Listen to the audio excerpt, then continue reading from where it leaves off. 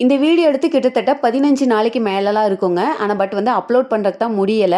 ஒரு வேலையா town hall வரைக்கும் போக வேண்டிய ஒர்க் இருந்துச்சு. பாயிண்ட் டு பாயிண்ட் ஒர்க் மாரி இருந்துச்சு. ஸோ அதனால தான் வண்டி எடுக்காம பஸ்ஸில போனேன். சில நேரங்கள்ல மனசு வந்து சொல்லும், நம்ம வெறுக்கக்கூடிய விஷயங்கள நேசிக்கும், நேசிக்கக்கூடிய விஷயங்கள வெறுக்கும். அந்த மாதிரியான ஒரு சம்பவம் தான் அன்னைக்கு நடந்துச்சு. எப்பவுமே வண்டியில போறது மட்டும் தான் பிடிக்கும். பஸ்ஸுங்கிறது பிடிக்கவே பிடிக்காது. அன்னைக்கு என்னமோ தெர்ல மனசு சொல்லுச்சு, பஸ்ஸில போலான்னு. ஹஸ்பண்டே கேட்டாங்க, "பஸ்ஸில போறியா? நீயா? நீயா பஸ்ஸில போற? நம்பவே முடியல."